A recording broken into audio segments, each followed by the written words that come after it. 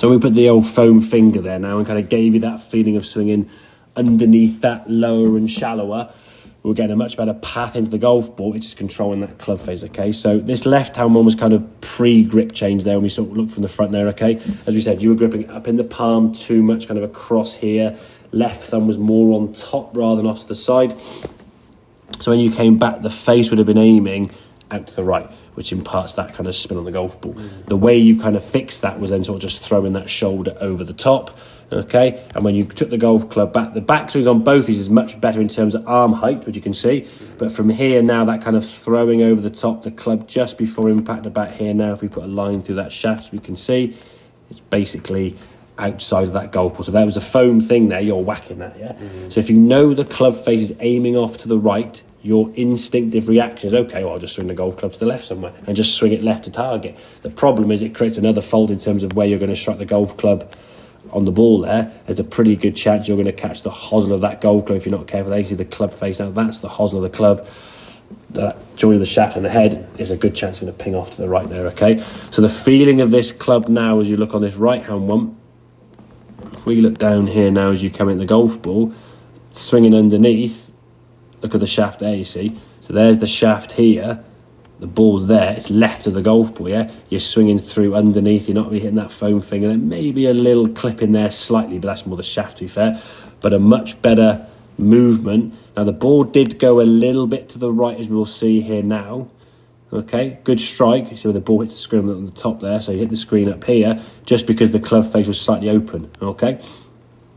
Because of that grip. But in terms of actually a golf shot and a movement, it was a lot better. Your arm was nice and high. The club would have been coming down against that wall nicely, and your path was working the golf. And I think in terms of just general speed as well, as we discussed, there's a little bit of a change of direction speed, whereas before it was going back so quickly. Yeah, so that backswing looks to me a little bit, it's still a bit quicker than maybe ideal, but it's definitely a slower transition going back. We can move the club back and then put the power on. Okay, so your arms are working back higher and your body's turning okay.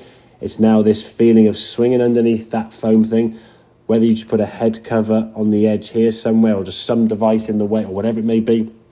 To practice that, if you're down here and you want to borrow that, just give me a shout in the shop, or I can come and sort of hand it to you if I'm not using it in a lesson, okay? Just to get the feeling of how this club works in the ball shallow, okay? Your goal or practice is to think, right, okay, I'm going to start off at 25, 30 yards with whatever club, getting the ball to turn right to left to end up left of this white line. Find a distance or a speed you can do that, okay? And these are your walk speed, your first 10 or 15 shots, yeah? Get the release of that club, get that T-peg drill. We said we put the T-peg in your thumb and forefinger. Make a swing through to about there, where your arms and club are facing the target. And it's like, as I said to Dan, you're shaking hands with the target there, yeah? Yeah, we don't want to be coming through with the palm facing up too much or coming across with the shoulder. Finishing this way, we're going to stand here and just shake hands with the target, yeah? So your arms and your body and your club are going to rotate slightly to get that sensation of hitting the golf ball with the face this way, not wide open, yeah?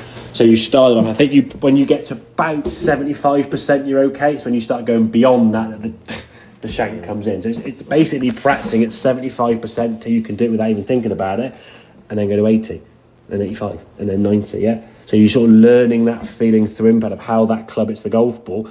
And I think your goal would be, right, I'm going to start off with, I don't know, a 20-yard shot, get it going left to that white line. I can do it with one shot, great. Now do it at 40 yards, then 60, and just build it up gradually and say, whatever yardage then you get to, we go, oh, there it comes in. Then you practice at that one so you can get it, and then go to the next level, and the next level, yeah?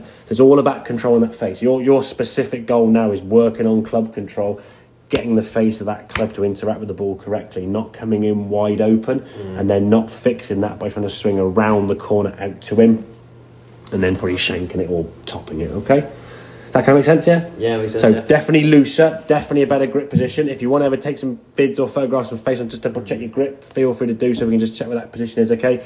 As it needs to grip down, join the fingers there with that left little finger there, and cross more the fingers, not up here in the palm where it's generally sweatier anyway, and it's going to move and rub. When it moves and rubs, what are you going to do? Grip it tighter. Vicious circle, you're gripping it tighter now, you can't move your arm that way, yeah? That kind of snap and the mobility of the arms definitely help. Okay, mate? Yes. Good stuff, well done, buddy.